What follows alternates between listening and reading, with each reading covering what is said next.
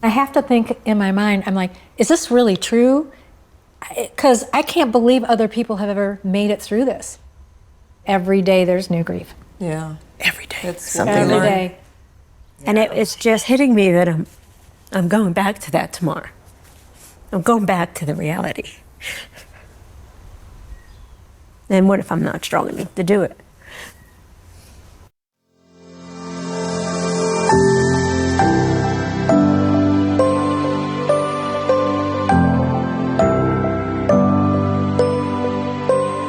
Hi, this is Jason Karlawish, co-director of the Penn Memory Center, professor at the University of Pennsylvania School of Medicine, and the executive producer of The Age of Aging. Welcome to the last episode of Season 3 of The Age of Aging. We look forward to seeing you back in September for Season 4, where we've got lined up some very exciting opportunities with scientists, writers, artists to talk about what it means to live well with an aging brain. But we won't be totally gone this summer. Join us in August for a special episode. My dear friend and colleague David Woke and I will sit down and talk about the latest advances occurring in Alzheimer's disease and other diseases that cause dementia. Dave and I will have come back from Canada, Toronto, Canada, where the International Alzheimer's meetings will be occurring late in July. Hi everyone, Jake Johnson here. As Dr. Karlawish said, this is the last episode of Season 3 of The Age of Aging. Thank you all so much for listening and calling in. You made this such an amazing season. And as Dr. Karlawish also said, we will be back very soon, so definitely keep an eye on our feed in the coming months. On today's episode, we'll be focusing on another major cause of dementia, Lewy Body Disease. In particular, we'll be talking about the film Facing the Wind, which documents the challenges of Lewy body dementia, both for the individual living with the condition as well as their caregiver. We want to first start with a clip from the documentary that I think portrays the wide range of emotions experienced throughout the film. The clip features the two central caregivers of the film, Linda and Karla, meeting up with the other members of their virtual support group for the first time in person. Their retreat is one of the more joyful moments in the movie, and puts into contrast, both for the audience and for the caregivers themselves, the stress and the grief that occupy their day-to-day lives. Following the clip, Terrence will talk more about Lewy body disease, as well as a screening of Facing the Wind that he recently attended in Philadelphia.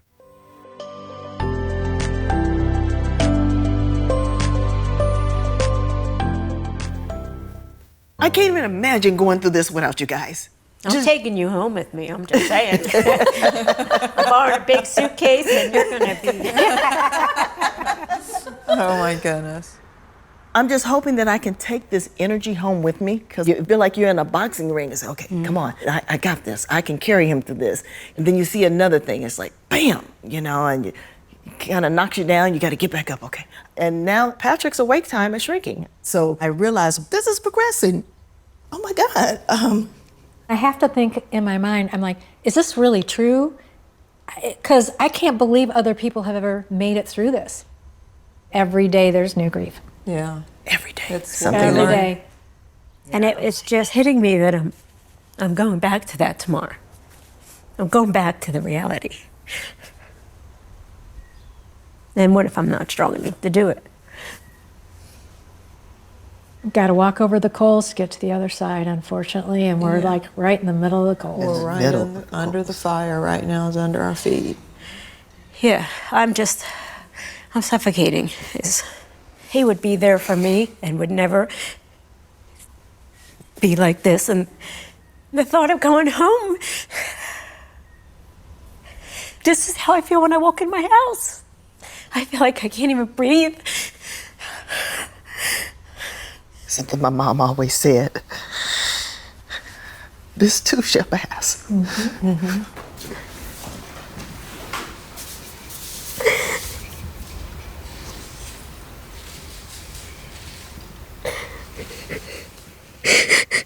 Take a deep breath. We got you. Breathe.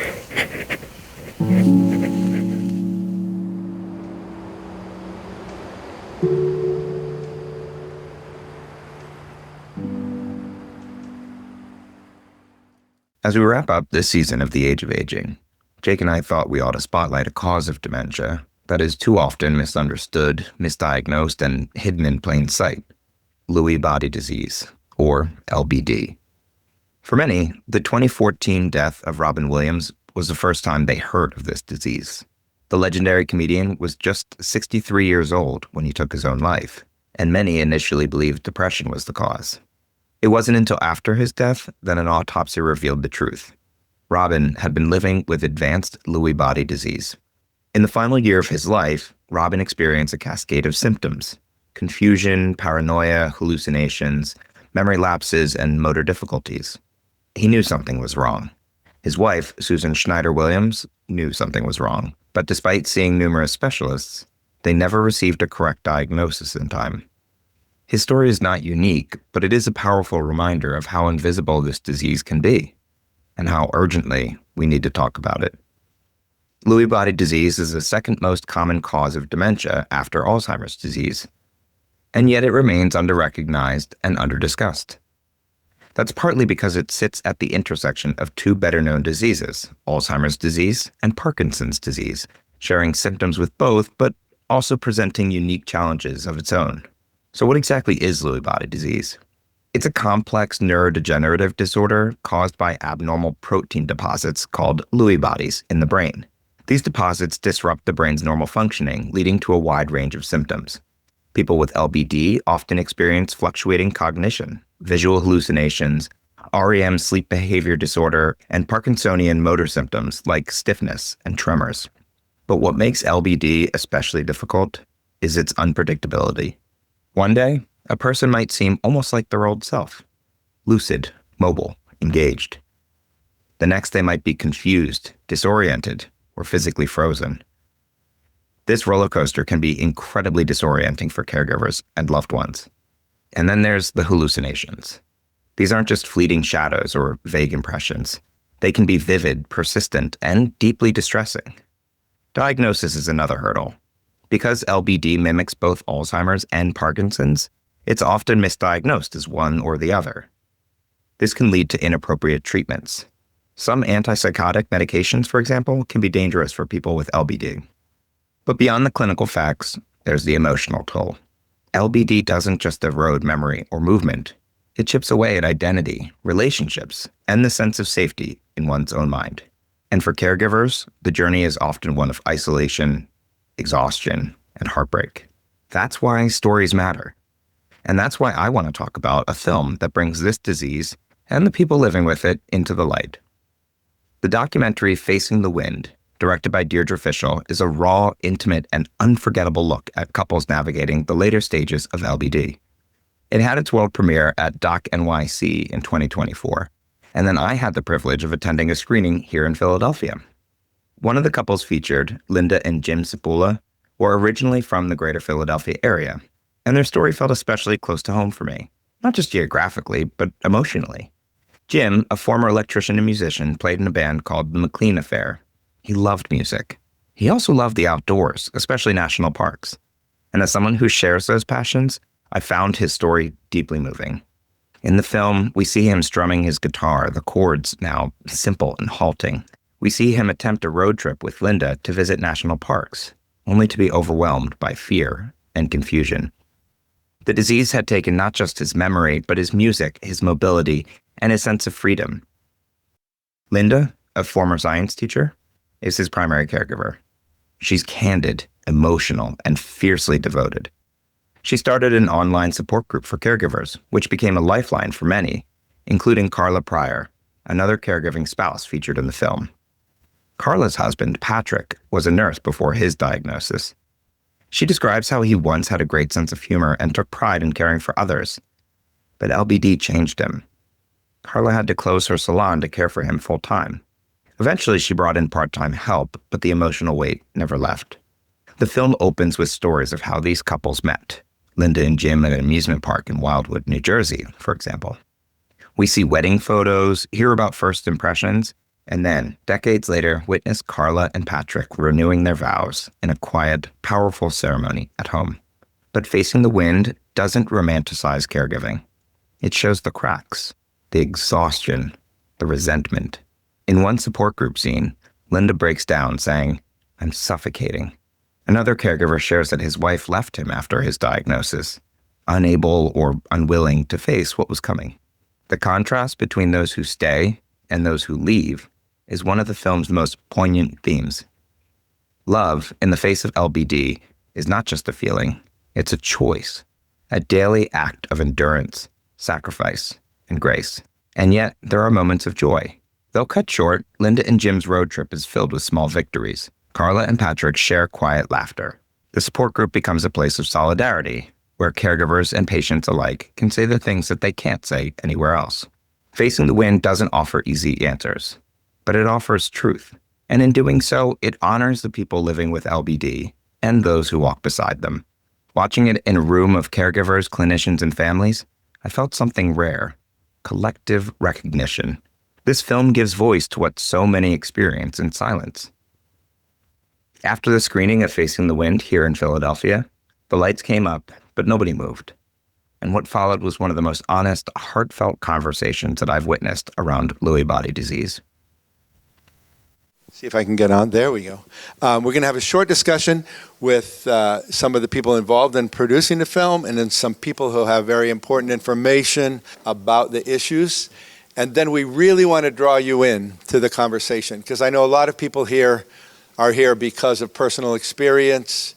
The panel included the film's director, Deirdre Fishel, caregiver and podcast host Linda Cipula, neurologist Dr. George Connercott from the University of Pennsylvania, and Susan Schifrin, founder of Arts Philadelphia. The conversation quickly expanded to include the audience, many of whom were caregivers themselves.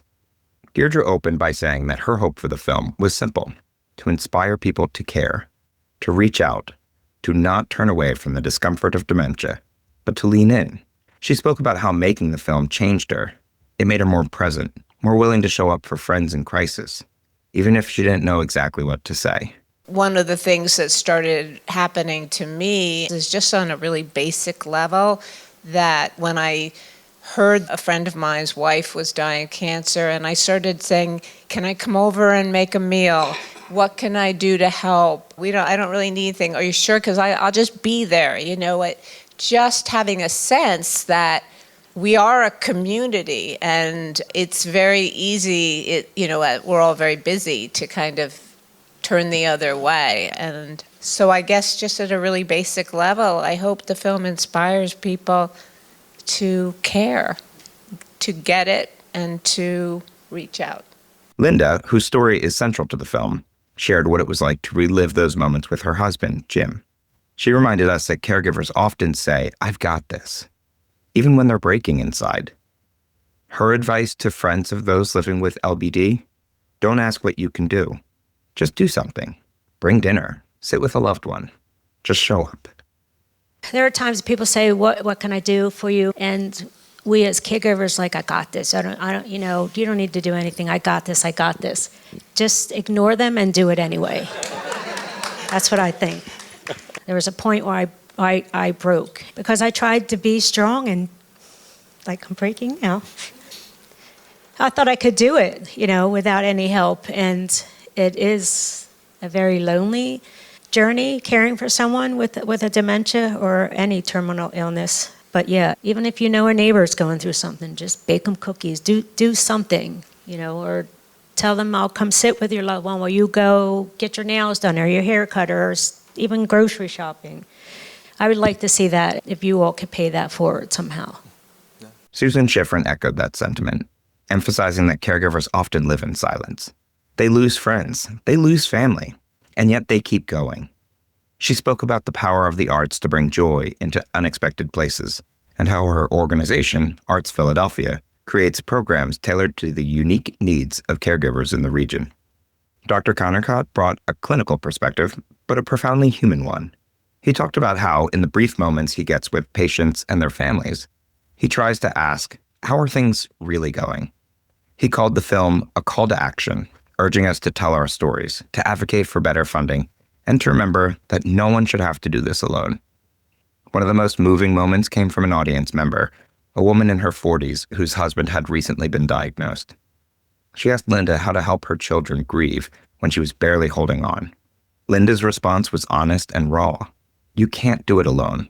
I tried. I broke," she said. She encouraged the woman to educate her family, to share resources, and to let her children in so they wouldn't feel shut out of the journey. Linda, I wanted to say thank you so much for sharing your story. I'm also young, 46. My husband started having symptoms about 4 years ago. So one, he doesn't want people to know, but he's different, so it's hard not to know. But my question for you would be, I'm grieving my husband, but how do I help my kids? They're young, they're in their 20s, when I can't help myself right now. That's my question for you, is if you could offer me some advice on how to manage this. You can't do it alone, and they're seeing that he's different. So I think you need to bring everybody in and let them know. I mean, there's so much out there, like the Lewy Body Dementia Resource Center. There's pamphlets you can order.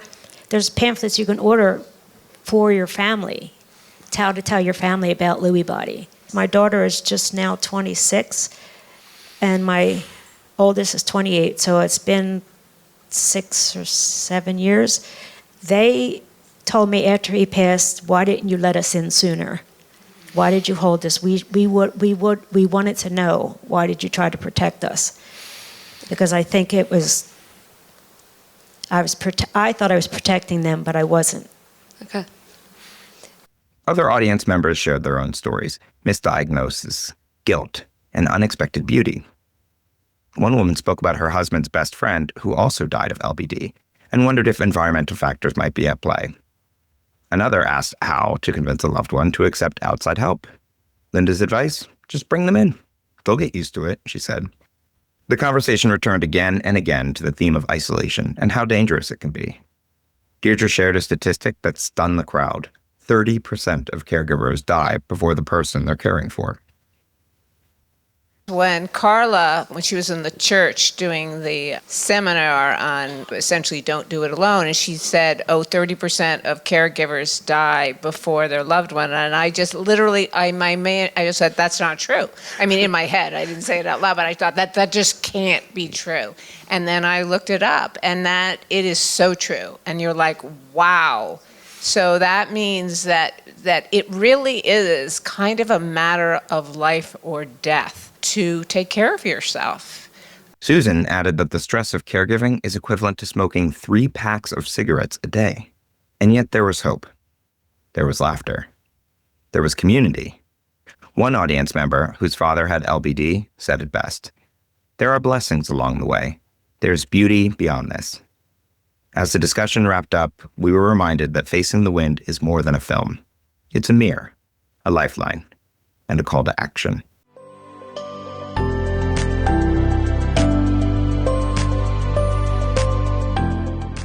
I would now like to welcome back for our discussion on Lewy Body Disease, executive producer of the Age of Aging and co-director of the Penn Memory Center, Dr. Jason Karlawish, as well as my co-host and director of communications at PMC, Terrence Casey. Thank you guys for joining me. Hey, Jake. Great to be here. Thanks, Jake. Terrence did a really great job in his overview of Lewy Body Disease and reflections on the film Facing the Wind. But before we get more into a discussion about the documentary and caregiving, Dr. Karlawish, could you talk a bit about Lewy Body Disease, what it looks like, and its relationship to Alzheimer's? Yeah, it is one of the causes of dementia, and I'd say it's one of the big 4 or 5 causes. So too is Alzheimer's disease. One key thing that we've learned from our autopsy studies is oftentimes the two diseases coexist. Anyway, what do we talk about when we talk about Lewy body disease? We talk about a disease that has kind of a classic cluster in its full presentation of symptoms. One is what we call waxing and waning consciousness or alertness. Patients have good days and they have bad days. It can be rather dramatic. 2, they can have rather notable visual distortions that can be rather, frankly, fantastic. They have anxiety, notable anxiety, and they have what we call Parkinsonism, and what that's describing is the sort of stiffening of gait and movement that looks a lot like Parkinson's disease, which is foreshadowing the sort of further vast mystery that is Lewy body disease that we're rapidly unfolding, which we should talk about. So those are the core symptoms, very different than Alzheimer's, and yet early in its presentation, It can look a lot like Alzheimer's, and Alzheimer's can sort of look a lot like it. And I will say the advances we've made in biomarker testing are really helping us sort out between the two diseases. So, do you mind also getting into how Lewy body disease is diagnosed? It all still starts with a good history. And so you sit down and talk with a patient and family member, and what you're looking for is a story that fits into that cluster of things I told you about: waxing and waning alertness, troubles with multitasking, anxiety, distortions of visual imagery, and this Parkinsonism.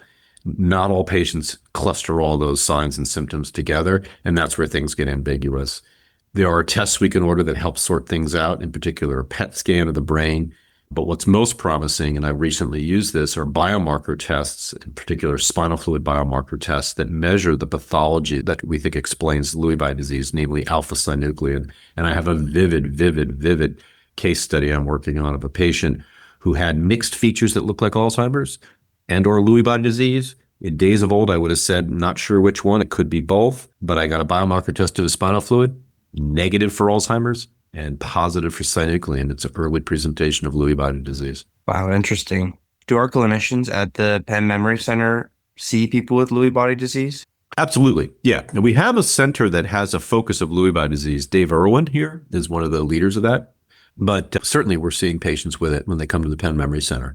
I think one of the key messages from this episode is Alzheimer's is a common cause of dementia. It is. But Lewy body disease is another very common cause of dementia. And it's one that we need to take quite seriously. It's a distinct pathology that therefore requires different approaches to discovering disease-slowing treatments.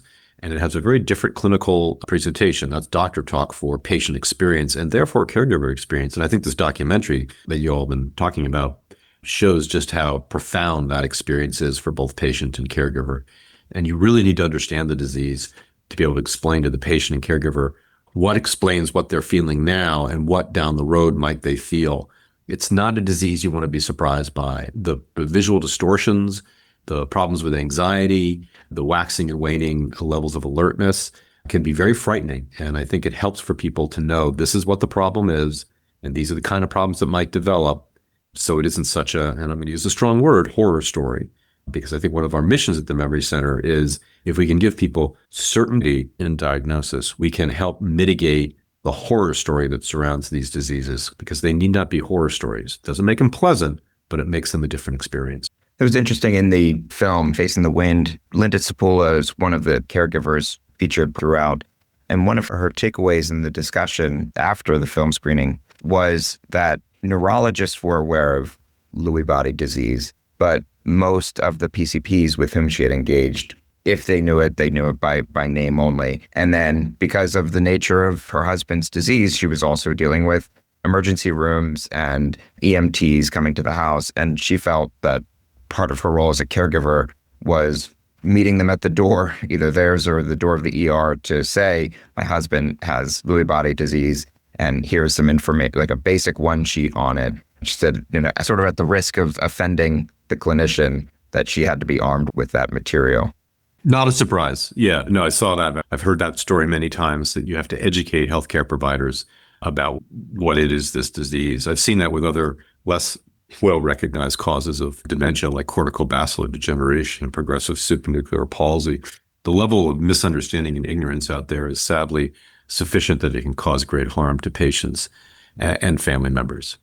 Linda had also, not in her husband's case, but in the case of other members within her support group, that some of the early diagnoses were actually more like schizophrenia or bipolar disorder. And those were early misdiagnoses. In her words, they were actually prescribed medication that was harmful to someone living with Lewy body disease.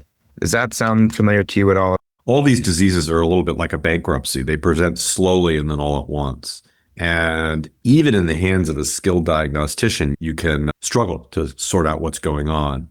And the result is often there's misdiagnosis. Things look like anxiety disorder or the emergence of late life schizophrenia, which is, I don't know what that is, or Parkinson's disease. And it's only over time that you begin to see, oh, wait a minute, there's some visual distortions or there's emergent cognitive problems here, et cetera. But one of the consequences of misdiagnosis is harmful treatments. And probably the most harmful is patients with Lewy body disease are very sensitive to antipsychotic medications, particularly the Haldol-based derivatives, and it can cause dramatic movement disorders and impairment of cognition. And those are drugs you want to avoid in these patients. Indeed, there's a strong role for what are known as the, quote, atypical antipsychotics for these patients to help manage the profound disturbance in emotion that can occur, particularly from the visual distortions. So yeah, patients suffer because of misdiagnosis, and of course family members as well suffer because of misdiagnosis. I have some vivid anecdotes of some of these patients. I had one gentleman who, his dominant symptoms were troubles with multitasking, a bit of anxiety, the Parkinsonism, but the dominant symptom was the visual distortions and also distortions in the way he perceived individuals. That's another symptom people have. We'd have him do the clock draw test, and what began to happen was he would see clocks everywhere, and he would tell the family, like, what are all those clocks over there and whatnot? And then he worked out a very well-formed delusion about me and the clocks, and he would talk about it endlessly at home. And as you can imagine, for the family, this was disturbing. But can you imagine what it must be like to have someone experience that and not have had a clear explanation about what's going on? Like, oh, well, that's just dementia. That's what makes it such a frightening disease. I had another patient who would see well-formed images of men in the house. And she was interesting because she was aware that this can't be real, and it bothered her. And she almost would occupy, like, get these men out, and then she would realize, well, they can't really be here, etc. And she also kind of had a delusion that there might be romantic suitors and whatnot. And finally, I had another patient who, in the evening, in a very matter-of-fact way, turns to his wife in the bedroom and says, you better get out of here before my wife comes back. What he had done was dissociate the idea that the woman in my house is my wife from the woman in the house that is his wife. And these are the kind of distortions of perception, of visual imagery, and recognition of individuals that these patients have, which make it such a very difficult disease, and one that really causes an enormous amount of existential suffering and strife for the patients and also for the family members. A little bit of a pivot here, but you talk about sort of the waxing and waning of Lewy body disease, and it was referred to in the film as riding a roller coaster. Eventually gravity takes its hold, but there are the ups and the downs. One of the strongest moments of the film were the parts where the men, and they were all men in this film, living with Lewy body disease, were aware of the disease and sort of reflecting on it. There's one moment where Jim Sapula laid down on his bed with his wife, and he just starts to cry, and he goes, "It's not fair. It's just not fair." And then there's another part where another patient recounts going in for a diagnosis, and before receiving it says to his clinician, "Am I crazy? I must be crazy." Where they're very aware of their problems, and it's not what we often hear in the clinic of, "I have memory problems." It's these people who, as you mentioned, their reality is being altered. One of the fictions that surrounds neurodegenerative diseases like Alzheimer's and Lewy body disease, et cetera, is that, quote, patients lack awareness. There certainly are patients who do have impaired awareness, but it is a very variable phenomena. And in persons with Lewy body disease, I would say the awareness is more the norm than the exception. And that statement of, am I going crazy? The ability to make an accurate diagnosis is so valuable, because what it does is it takes this mystery in you and no longer makes it a mystery. And it doesn't make it pleasant, but it does take away that fear. You mentioned this link between Parkinson's and Lewy body. Could you talk a little bit more about that? So Parkinson's disease has a very similar pathology, namely alpha-synuclein, but a very different in its classic movement disorder presentation manifestation, namely a rigid shuffling gait. And many patients with Parkinson's are cognitively unimpaired for years, but many patients with Parkinson's start to develop cognitive impairment to the point that we have a concept of Parkinson's disease dementia, PDD as they call it. It's the same pathology, but it's in different spaces, different places in the brain, and so it's manifesting in different ways. And there's an emerging debate in the field of, what do we call this? Do we call this all synucleinopathies? Do we call it all Lewy body disease that manifests in the movement form or the cognitive form, et cetera? The politics of it, of course, is that you've got a whole robust clinical research and advocacy group for Parkinson's, and you've got the same thing, though less mature, for Lewy body. And so in some sense, you have to sort of reconcile these very different communities who have their own interests and structures, et cetera. Facing the Wind focuses heavily on the caregiver experience and perspective, and there are some deep, powerful moments showing the person in the act of caregiving and then sort of recovering from the act of caregiving. And again, to avoid the horror story notion, as you described it earlier, there are moments of joy in caregiving. There are times where the caregiving wife is recalling that the husband had proposed to her the previous day. And there are moments where the husband is still creating music on his guitar, as he did for many years. True moments of joy. But then there are also moments where caregivers are breaking down in tears, heavy sobs, and talking with support groups, and working with adult children and trying to navigate the disease. But what I thought really stood out to me was a moment that was very positive, where these adult children had given their mother a cape that said Supermom, really celebrating her strength as a caregiver, was turned around both in the film and in the discussion after of they're not superheroes, but you've also seen a lot of caregivers. How does that relate to your experience, either with Lewy Body Disease or others? What you've talked about there nicely aligns with what my colleagues and I have experienced from the narratives we hear from caregivers about what it's like to be a caregiver for a person with dementia, particularly a person with dementia caused by Lewy Body Disease. Caregiving is work. I've said that. I've maintained that. It's very morally and ethically challenging work of providing mind support. And, that's one of our principal sort of premises of our group, the Age of Aging, that ultimately this is about living with a mind that's been damaged by disease and how to support it. And I think it's been pretty clear from our discussion of what it's like to have Lewy Body Disease that it really distorts the mind. And that shows you that foregrounds in plain sight the hard work of caregiving for someone with Lewy Body Disease. I'm not trying to diminish the hard work of the other diseases, but this one is particularly difficult. One of the tragedies, ironic tragedies, I think, of caregiving is a really good caregiver is someone who really knows the mind of the other person, but it's that knowledge and intimacy that makes it so difficult to do it. And I agree. I think this idea that caregivers are superheroes or angels is an incorrect metaphor. They are humans, and they are doing human work to help another human. And the idea that someone is an angel or superhero implies that they are at a distance of or unaffected by, and in the case of angels, even immortal, et cetera. And that's quite the opposite. They're mortal people who periodically need to get away. In the Q&A after the film, we heard some recommendations for helping a loved one who's a caregiver or your neighbor who's a caregiver on an individual, personal level.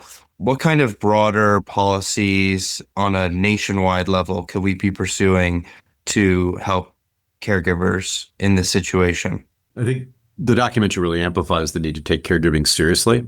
It's not just another aspect of being a family member. It's a unique set of skills that people need to have education and training in order to do it well, and the resources to be able to deliver it and do it. So, for example, there comes a time for many patients where long-term care services and supports are needed outside of the home, particularly like an adult day activity program, and or the other humans coming in periodically to help and provide additional care. And for many, that means how are we going to pay for that? And in America, we have a very fractured system to do that. Much of it's in Medicaid, which right now is under great threat for cuts at the time that we're recording this. The other important thing is to create a workforce that can diagnose, treat, and care for patients and caregivers. In other words, we need clinicians in the fields of medicine, social work, and psychology who understand these diseases and the experience of what it's like to be a patient and caregiver living with these. And finally, continue to raise awareness and talk about these diseases. The more we understand them and know what they are, the less they become lurid metaphors for other things that have nothing to do with the disease, but rather the stuff of horror stories. I think that's a great place to wrap our discussion. Thank you both so much for sharing your insights and expertise on Lewy Body Disease. And thank you for a great season of The Age of Aging. We covered a lot of fascinating topics in aging this season, and I just want to highlight a few of them here. In our first episode of the season, I had my old girl back. We learned about the out of the ordinary, but actually not so out of the ordinary moments of lucidness in people with dementia, termed paradoxical lucidity. We looked at planning for end of life in Before I Go, Can We Talk? And why you might consider using a death doula during that process. In early onset caregiving, we heard from young caregivers who began looking after a parent with dementia much earlier than anyone would have ever expected.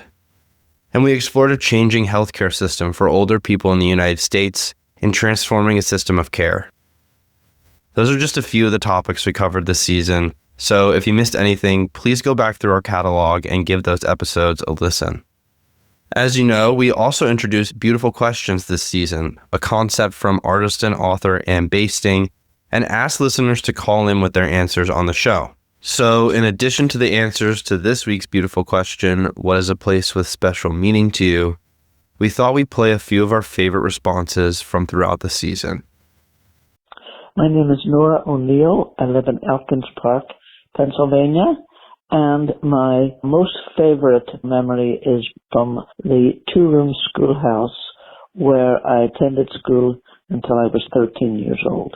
It was a wonderful time with two wonderful teachers and friendships that have lasted for 70 plus years. Thank you. Hi, my name is Lynn Cronemiz. I currently live in Morgantown, Pennsylvania. However, I grew up in the Lehigh Valley, and my father worked as a boilermaker for the Bethlehem Steel. He was responsible for repairing the blast furnaces. So there were 5 of them in a row. They had shut one down, and he would take his crew up, and they had 30 minutes to complete some of their welds before the ones on either side would blast, and then they couldn't continue until both blast furnaces on either side were done blasting. So I had no idea it was so dangerous. It's now a great venue for concerts, and there's a art center there. So I'm so glad that it's been preserved for people who can learn about Bethlehem Steel, and I just appreciate how hard my father worked for us. Thanks. Hi. My name is Teresa James. I'm calling from Philadelphia, and my wonderful place is the Physics Garden that is on the grounds of the historical site for the Pennsylvania Hospital. It is a sensory delight. You can feel time slip away as you walk into the garden, and there are herbs and medicinal plants that you can smell, and there's just quiet, and it's a wonderful place to sit with your thoughts. And I've been going there 25 years, and nothing changes, and it's really great. Thank you. I love this show. I learn a lot. Hi, my name is Leah, and I'm calling from Philadelphia, Pennsylvania. I would say a sound that I find to be beautiful is the sound of crickets in the summer down south. My name is Mike. I'm calling from Camden, New Jersey, and food that makes me happy is sugar before dinner, because it reminds me that I'm an adult and no one can tell me no anymore. Hi, my name is Deirdre Collins. I'm calling from Abington, and I am most proud of my children, how they are such beautiful people, how hard they work, how they love their families, and how they try to do good in the world. And also, although I can't take any credit for it, I'm proud of their spouses, my son-in-laws and my daughter-in-law. Similarly, because they also work very hard, love their families, and try to give something back to the world. And though it seems boring at the age of 67, having been a doctor, still being a doctor, and done many, many things, by far this is the most wonderful thing I've ever done. Hi guys, my name is Susie. I'm an occupational therapist and driving rehab specialist here in Pennsylvania. I love the podcast. The one thing that makes me laugh, at the time it did not make me laugh. My 2-year-old daughter would play this electronic music nonstop, and it was just going on and on and on. But then we caught the cutest video of her dancing back and forth to it. I saved it on my phone, and it's one thing that always makes me smile and laugh every time I see it. All right, you guys, keep doing what you're doing. Take care. Bye-bye. My name is Helen Blackman. Something I would like to teach another person is that moving forward in life is a blessing. and you never want to backtrack. Whatever we experience, it was an experience, and we're moving forward, and we're here now. Thank you to everyone who called in this season, and thank you to everyone who has been listening. We started this podcast a year ago, not really knowing what it would become, and we're so happy with the audience we've built and the stories we've gotten to tell so far. We only have more ideas, so please stay tuned for season 4 and beyond. All right, until next time. Thanks for listening to this episode of The Age of Aging. The Age of Aging podcast is supported by the Penn Memory Center, the University of Pennsylvania Alzheimer's Disease Research Center, the Institute on Aging, and the Penn FTD Center. Contributors include myself and Terrence Casey, as well as Nicolette Calcavecchia, Dahlia El Said, Jason Karlawish, Emily Largent, and Megan Sharp.